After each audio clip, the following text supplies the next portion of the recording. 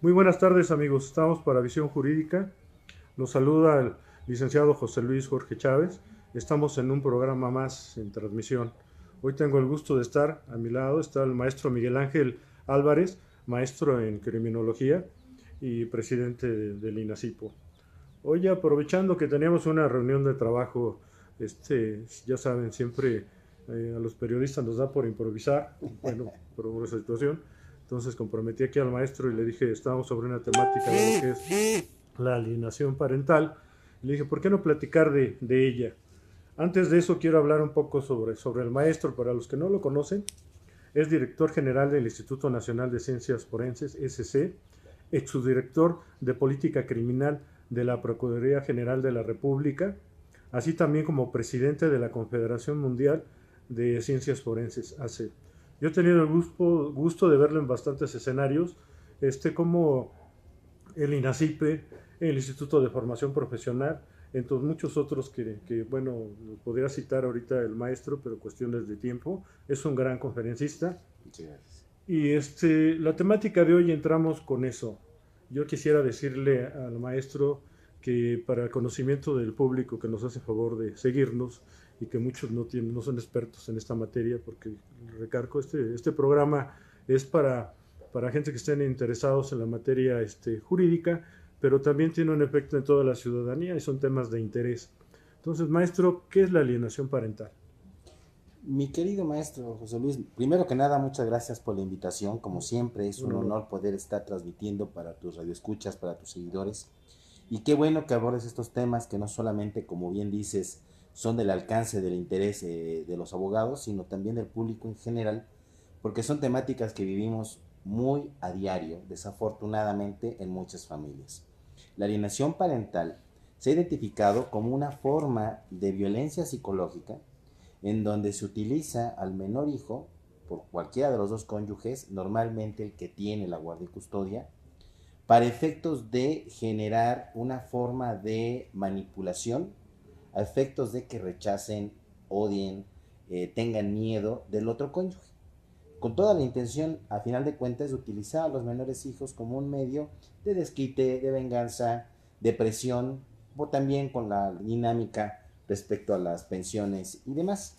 Y desafortunadamente, como esto ocurre detrás del índice tan alto que hay de divorcios en el país, la situación de los menores hijos siendo manipulados por quien tiene la guardia y custodia es algo muy tangible en el país, que la Suprema Corte de Justicia de la Nación en su momento reconoció, pero que ahí es donde entramos los peritos. Necesitamos participar con ustedes los abogados para generar las herramientas adecuadas para poderla medir, porque se dice que es un síndrome, es decir, una especie de falla en la salud mental, en este caso de los menores hijos, para pensar de manera inadecuada en contra del otro cónyuge, del otro papá o mamá, del otro padre, pero estamos viendo y revisando que en los manuales que existen con respecto a salud mental, con respecto a enfermedad mental, como es el DSM-5, el DSM-10, perdón, y el DSM-5, no está considerado bajo ninguna figura, ni como síndrome, ni como trastorno, ni como enfermedad. Pero revisando su etiología, etimología, podríamos decir que es un trastorno. Perdón, nada más ahí. ¿Qué es para el auditorio? ¿Nos puede explicar qué es el DC-10? ¿Qué es el DC-5? ¿Cómo no? Son manuales que se generaron, el DC-10 por parte de la Organización Mundial de la Salud, el DSM-5 es por parte de la Academia o Colegio de Psicólogos de América, Asociación de Psicólogos de América, y que tienen la intención de normar los criterios de clínica, de sintomatología, para determinar y describir cuáles son las enfermedades reconocidas por las ciencias de la salud, en este caso las ciencias de la salud mental. Como tú lo decías, a muchos en ese ámbito académico médico, no muchos están en desacuerdo de llamarle síndrome, pero lo que sí estamos de acuerdo que se ejerce un poder psicológico contra un menor para transformar su mentalidad, y parte de eso se logra porque de acuerdo por si nuestro código civil, los niños menores de 12 años, salvo algunas excepciones que te lo marca ahí, pero en general quedan a cargo de la mamá. Estamos hablando de niños que en una edad temprana de menos de 12 años son son vulnerables, ¿no? Sí, eso es muy cierto. Fíjate, curioso, en este marco actual en el que hablamos de la equidad de género, hay una condición que generó la Suprema Corte de Justicia de la Nación que me parece muy interesante. Dice la Suprema Corte, ya no es por antonomasia el derecho de la mujer quedarse con los hijos, sino que es derecho del menor que sea cuidado y quede bajo la custodia de cuál de los dos sea el mejor. Y en esa consideración se tiene que evaluar cuál de los dos tiene la capacidad moral, económica y psicológica para el correcto desarrollo del menor hijo. Y se debería de evaluar en esos tres aspectos a cualquiera de los dos cónyuges que estén queriendo tener la guardia y custodia. Sigue habiendo la práctica de que se le deja a la mamá, ¿no? Ya por una cuestión social prácticamente, ¿no? No sustentada en cuestiones psicológicas, sociológicas, criminológicas, ¿no? No sustentada en ello, sino más por una cuestión de costumbre o carácter social, se le deja a la mamá. Esa es una cuestión de cultura, ¿sí? Y marcado, te digo, en el código, porque presumiblemente, y yo creo que sí, bueno, también desde mi punto muy particular de vista, consideramos que siempre está mejor con la mamá, salvo algunas condiciones, ¿no? Que te lo marca el código, que un modo que puede influir en el niño, porque como tú lo decías, lo que se prevalece es el interior superior del menor, y eso está bajo criterios internacionales de esa protección, ¿no? Pero bueno, aquí nos encontramos que siendo menores de edad y que la guardia y custodia normalmente se determina en favor de la mamá, y nos quedan las visitas a los padres, a veces no en todos los casos, pero sí digamos que es una situación real que muchos padres, hablando de masculinos, sufren de la situación de que no pueden ver a sus hijos, y no pueden verlos a veces porque inclusivemente el niño no los quiere ver, porque ya hubo una situación.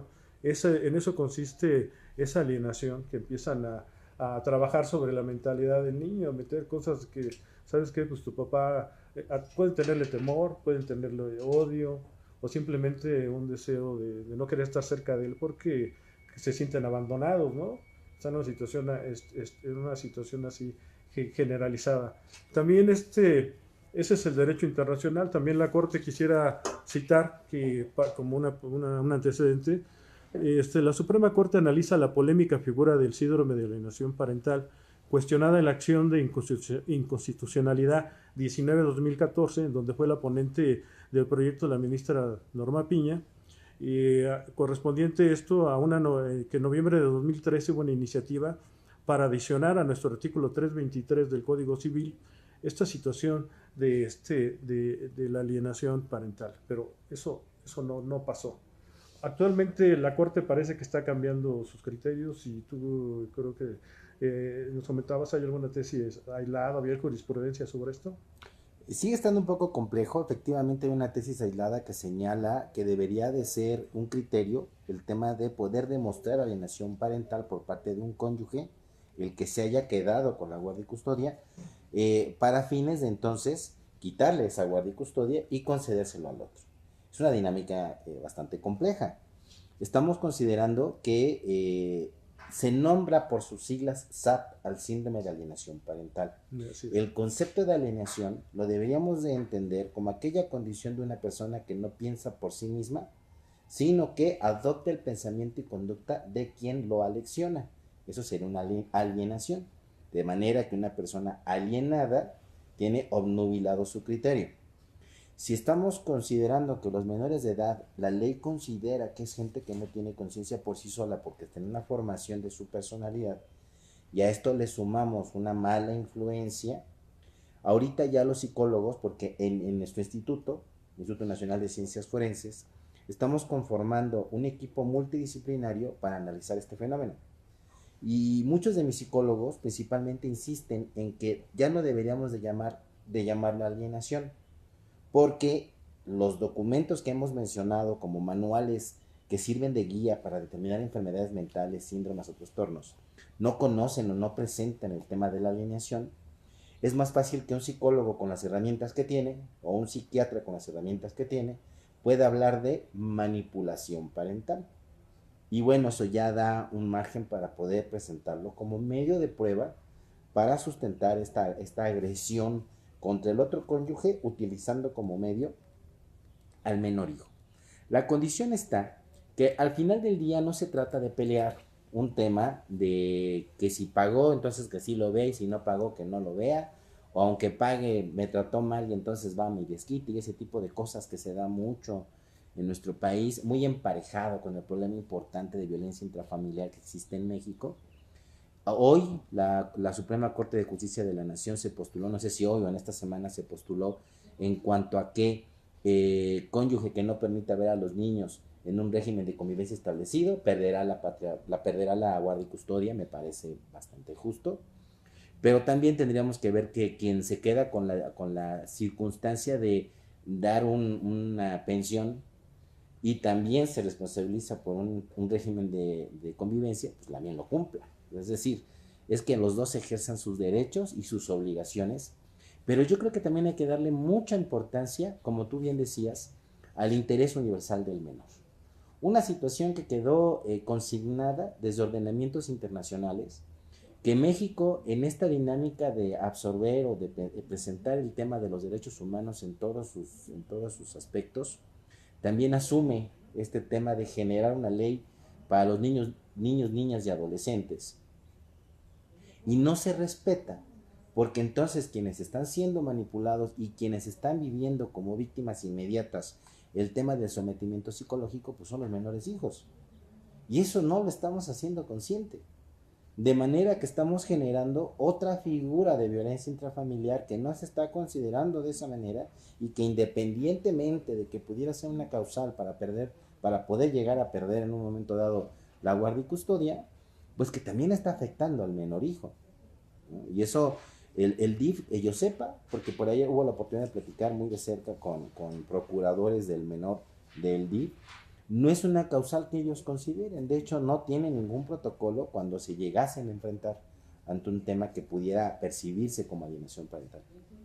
Ese es un punto importante, y yo hace rato tomaba que nuestro código establece, lo tomé a propósito, que menores de 12 años, que ya se tiene casi pues garantizada la guardia y custodia, ¿no? Pero entendemos que nuestro código sustantivo, nuestro código civil, nos marca que menores de 18 años son menores de edad. Pero entonces, ¿cómo revertir un daño cuando, por decir, dices, ya después de los 12 ellos pueden ya a lo mejor decidir si quieren estar con mamá o papá? Pero ya hubo esa influencia psicológica, ¿sí? Ya hubo deterioro sobre la imagen del papá o la mamá. O sea, yo en mi historia de vida sí me he percatado de eso, que por decir un caso específico, ¿no?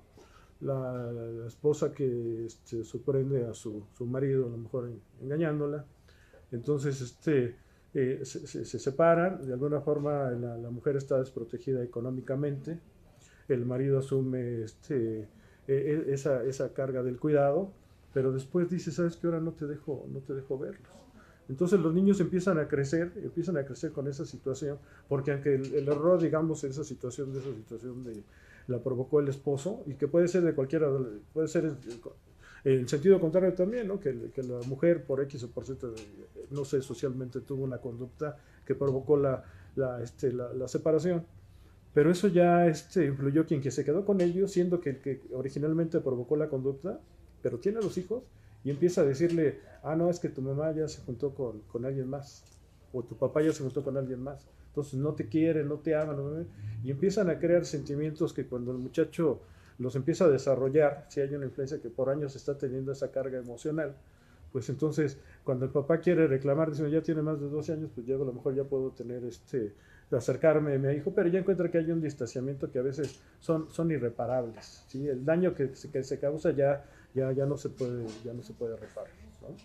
Fíjate, mi querido maestro, que al respecto nosotros queremos generar conocimiento alrededor de la alienación parental, lo que vamos a hablar manipulación parental, pero no es nuevo. O sea, hay varios libros que hablan al respecto, de escritores nacionales e internacionales, que señalan que como un síndrome, vamos a hablar de trastorno, quizás para tratar de adecuarlo más a lo que hay en cuestión de medios probatorios, hablan ya incluso de los grados de afectación. Hablan que el síndrome SAP, como hemos hablado hasta hoy, de alienación parental, puede ser leve, moderado o severo. Tú decías, con el paso del tiempo, una influencia negativa por parte de unos cónyuges que provoque que el día de mañana el niño ya no quiera ni ver a los padres, a lo mejor estamos frente a una situación ya severa. Si a lo mejor empieza a haber nada más de una diferencia, empieza a haber un poco este trabajo con el menor como para que vaya con el padre y no esté tan a gusto y lo esté molestando, o con la madre y no esté tan a gusto y la esté molestando, podríamos tener una cuestión leve. Lo importante, y aquí lo deberíamos trabajar en el ámbito judicial, ya no solo para el tema de los asuntos que ya se estén velando o los que se puedan empezar a litigar utilizando este nuevo concepto, ya jurídico, ¿no? Es prevenirla. Es decir, se haga conciencia de que el niño no se puede utilizar como un medio de agresión, como un arma, ¿no?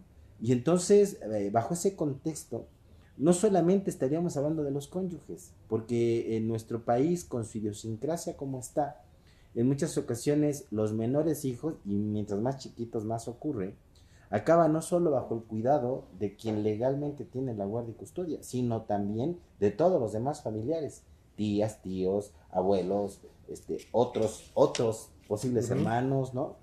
Y en esa dinámica tendríamos que identificar realmente quién está generando ese trabajo. Porque hay ocasiones en que los menores hijos conviven más con los abuelos o con los tíos o con los otros hermanos que con su propia madre o con su propio padre, y esto se hace un espectro más grande. Punto muy importante, la familia, ¿no? Digamos, el Estado busca la integración de la familia y por eso la importancia de ese tema que estamos hablando ahorita, ¿no? Porque yo le decía, empieza a haber esa afectación psicológica, esa inclinación sobre un muchacho y llega el momento que el padre, después de tanto rechazo que llega, dice, bueno, es que mi hijo, me acerco a él y ya es tan grosera la situación que pierde el ánimo por reencontrarse con él. Entonces viene una ruptura que ya es irreparable muchas veces. Y no nada más es la ruptura el padre con el hijo, sino con todos los parientes del padre. O sea, porque en esa situación todo ya se rompen las familias.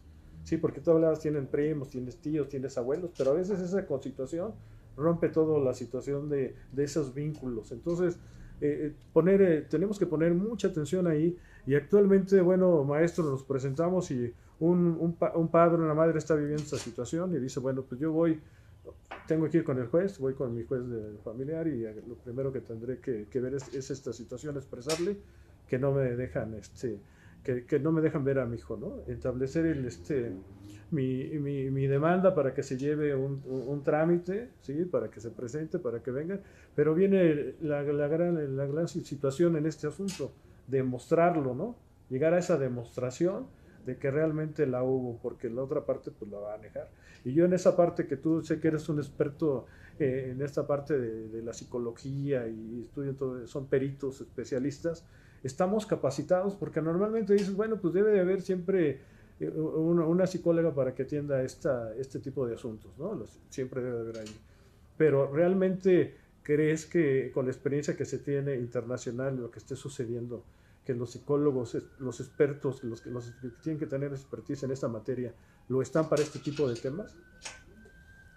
Al momento, de pronto dicen, tráigase perito en psicología, normalmente se le reconoce como psicólogo forense, no porque vaya a atender muertos, sino porque interviene en el ámbito jurídico, y que hable de si ve visos de que efectivamente hay alguna especie de manipulación psicológica y se convierte en todo un problema.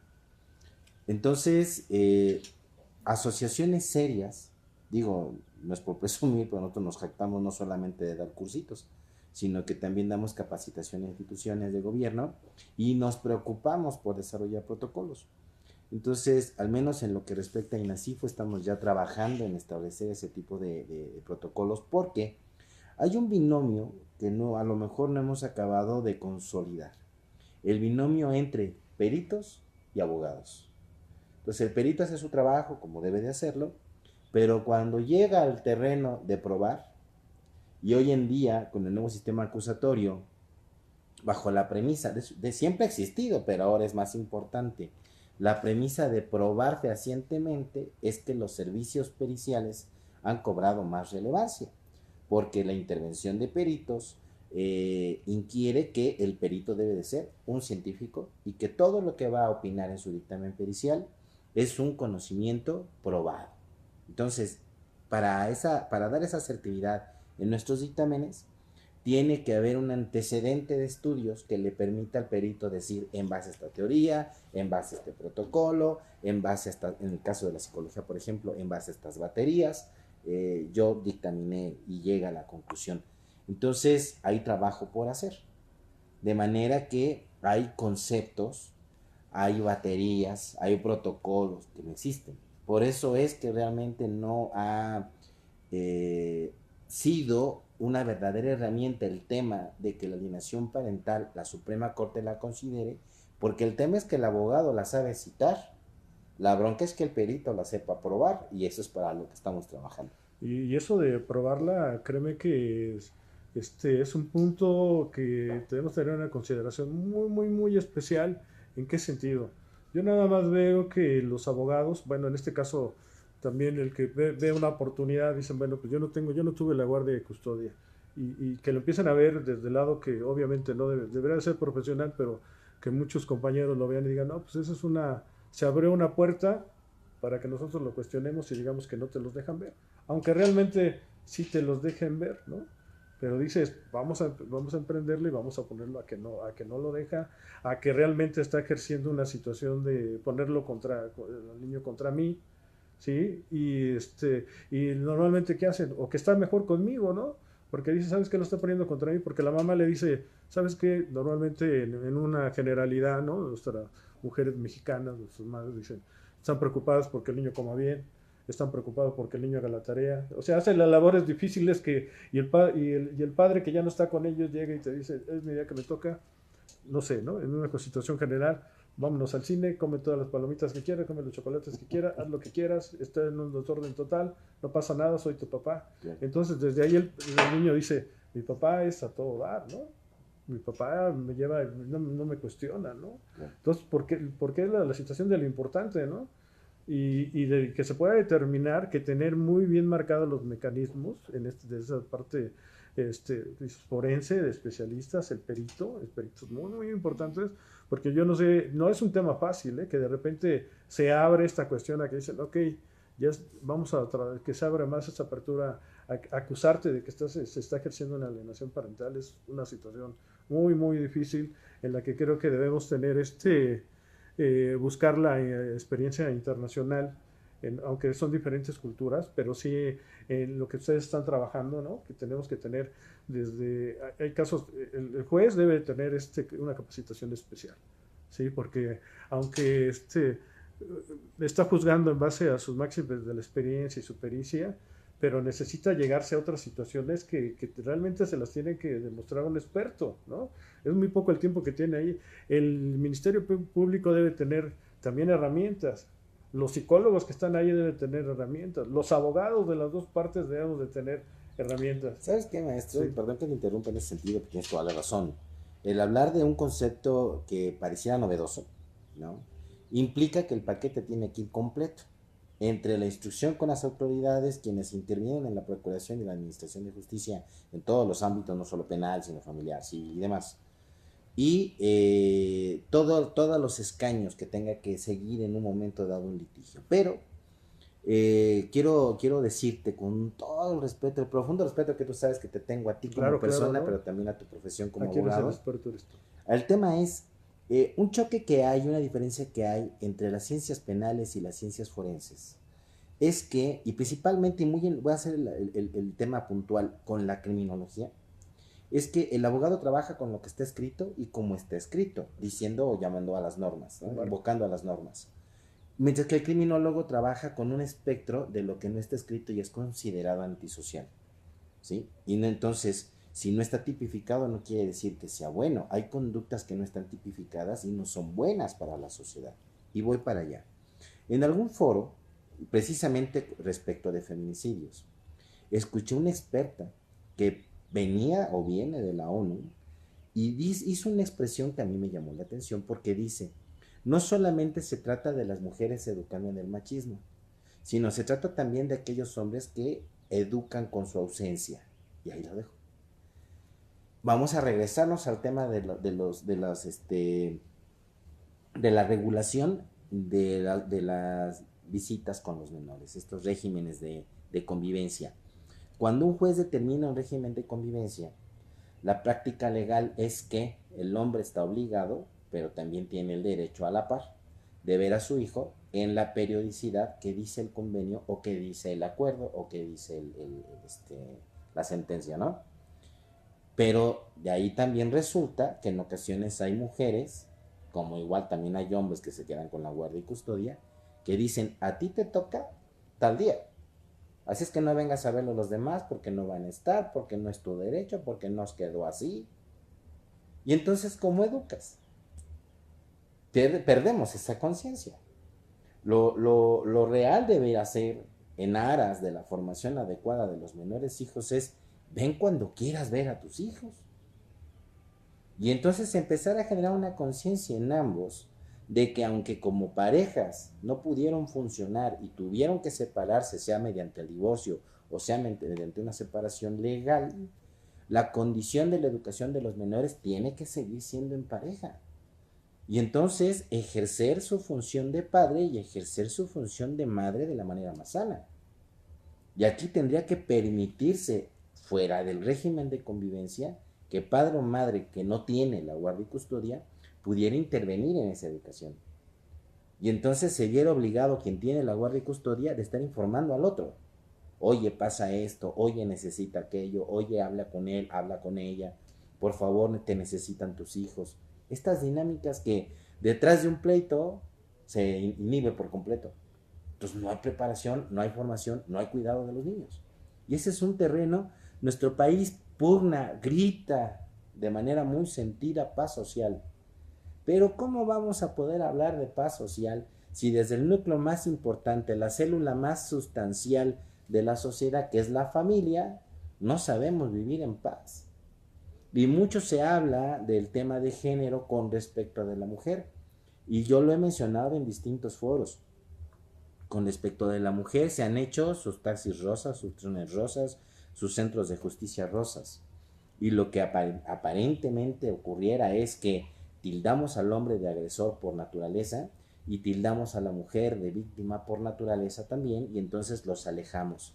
Y yo creo que en la reconstitución del tejido social, lejos de que la mecánica o la estrategia deba ser distanciar a la mujer del hombre para que no sea su víctima, deberíamos de enseñar a los dos Sí, a claro. comunicarse de una manera adecuada. Claro, y yo creo que esas inclinaciones que tú marcas, porque como decía, esto se puede dar tanto, no nada más son las mujeres, también son los hombres en algunos casos, pero sí no podemos esconder que los porcentajes, tanto en el tema que nos estamos hablando ahorita, como esa parte del feminicidio, que bueno, también hablamos en otro tema, pero siempre los porcentajes hablan y por eso es que se tienen esas inclinaciones a hablar mayormente, que son, se inclinan hacia la mujer, porque los porcentajes están ahí. Y yo visualizo otra situación, ¿no? A veces el padre que sustrae sin consentimiento se lleva, por esa situación de separación, se lleva al niño, inclusive a veces hasta fuera del país.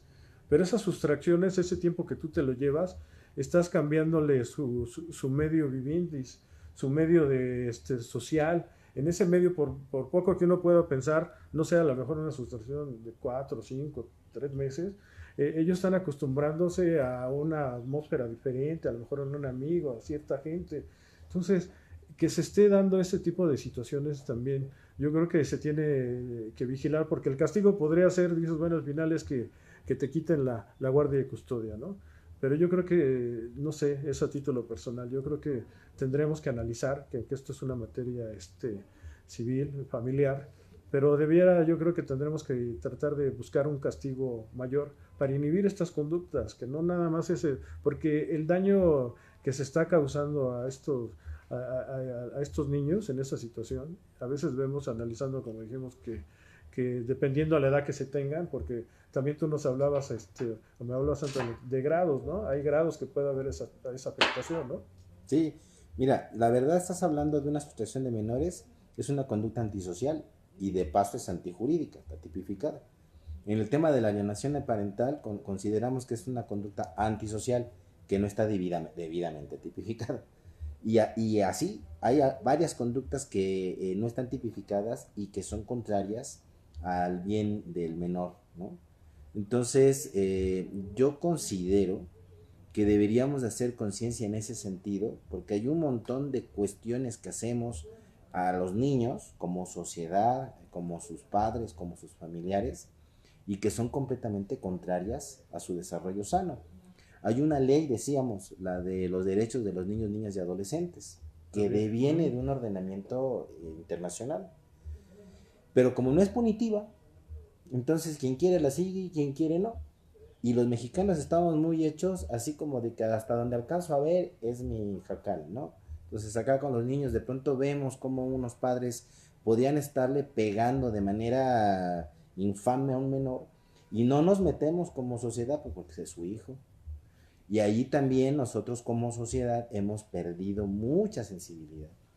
Y estamos en el terreno de que tal pareciera que los menores hijos los hemos cosificado y son parte del menaje de la casa. Y entonces a mí no me vas a decir cómo educo a mi hijo. Esa es una cuestión que yo he escuchado un montón de veces y que a veces ha implicado que encontremos niños con indicios de una violencia terrible física. Yo me he encontrado en las escuelas que he dado clases cualquier cantidad de menores, bueno, de mis alumnos que ahora siendo adultos, ya consignan situaciones que de niños les cambiaron la vida, como tú bien lo has previsto. Entonces yo creo que tenemos que retomar esto, sí desde el ámbito jurídico, pero también desde el ámbito social. Estamos tocando estos temas en familia. En eso, que el ámbito social. En nuestro nuevo sistema, que está, empezó por la materia penal, pero la tenemos en todas las materias. Bueno, ya también existía, perdón, ya eso, la conciliación ya había en parte familiar, civil, un poco más en la materia penal. Pero yo creo que en este tema, de la alienación parental, es muy importante detectar este tipo de situaciones tempranas y que, que se prendan esos focos rojos y también invitarlos, o sea, que lleguen a la mediación, tratar de arreglar estas cosas, que visualicen que ese choque que están teniendo por desquitarme de mi expareja, está causando un daño emocional a los menores, no están dando cuenta del daño que están haciendo ahí, porque luego son conductas imitadoras en esa situación. En otras cosas, los psicólogos, los que son los doctores expertos en esto, saben que esto a veces se replica. Normalmente eso que ellos sufrieron a veces se va a volver a repetir y eso nos está creando una sociedad dividida, ¿no? Maestro, me da un gusto saber que estás trabajando en estos temas porque que bueno, es la forma de cambiar, sí, de apoyar nuestro marco jurídico y todo con aporte. De hecho, nosotros considero que tú decías, bueno, con todo respeto, dices, yo lo veo desde un punto de vista ahí por la parte de criminalística y criminólogo, y dices, nosotros como abogados lo vemos así. Yo creo que así el derecho está modernizando, está cambiando, es constante. No creo, por suerte ya nuestros jueces ya ven desde un marco diferente, ¿no? El derecho para este tipo de situaciones internacionales que ya la estamos manejando más, como es el derecho de los niños, el pro persona, a todos esos grupos vulnerables. Yo veo y te agradezco que estés aquí porque es parte de que los criminólogos, los de criminalísticos y los abogados podemos trabajar con un fin común y crear una hermandad de hecho, te agradezco mucho que estés conmigo. No sé si, aparte de felicitarte porque estés trabajando en estas temáticas tan especiales que espero nos la compartas en otro momento, ¿no? De todas las situaciones de tus propuestas. No sé si tengas alguna cosa más que te gustaría al público, lo que nos hace el favor de seguirnos, si te gustaría comentar algo. Sí, mi querido maestro, muchísimas gracias. Al contrario, de verdad que nos sentimos muy honrados por podernos dirigir a tu público. Sabemos que son la mayoría abogados, pero también gente que en general se interesa por los problemas que nos atañen hoy en día a México. Los niños no tienen más que ser felices. No hay otra responsabilidad más que esa. Y los adultos sí tenemos un chorro de responsabilidades alrededor de ellos, de conservarles ese candor, esa inocencia y permitirles y darles lo necesario para que crezcan conforme a su edad, ¿no? Yo entiendo dinámicas de dinero, yo entiendo dinámicas emocionales, las entiendo, las he vivido. Pero tenemos que hacer conciencia ya como seres humanos. No podemos tener sicarios cada vez más chicos. No podemos tener psicópatas cada vez más chicos. No, tenemos una incidencia de deserción escolar terrible en el país, terrible. O sea, cual más a duras penas acaba la primaria. Tenemos una incidencia terribilísima de poco profesionista titulado. Es decir, el problema que viven nuestros infantes se está proyectando en nuestros adultos. Sí. Y si bien México en su mayoría era un país joven, nos estamos avejentando por esa falta de conciencia de los que ahorita somos adultos, por no estar formando a nuestros adultos del futuro. Hay una gran responsabilidad detrás de eso. En el caso de, yo siempre he dicho que mientras tengas tú más conocimiento, más obligado estás a trabajar por tu sociedad y tu humanidad.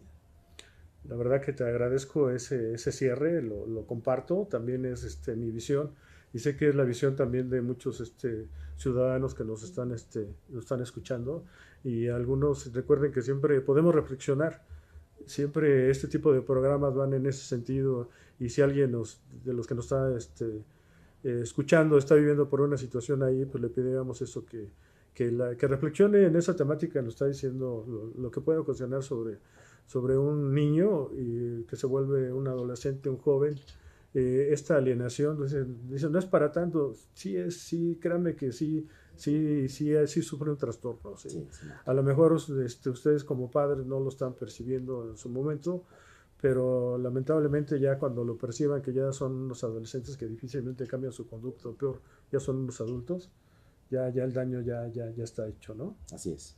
Pues el maestro Miguel Ángel Álvarez, maestro criminólogo y director general del Instituto Nacional de Ciencias Forenses, estuvo con nosotros, fue un placer y sí, ahora sí que gracias por seguir su programa con visión jurídica. ¿Sí? Hasta la próxima, amigos. Muy amables, gracias. Hasta luego, gracias.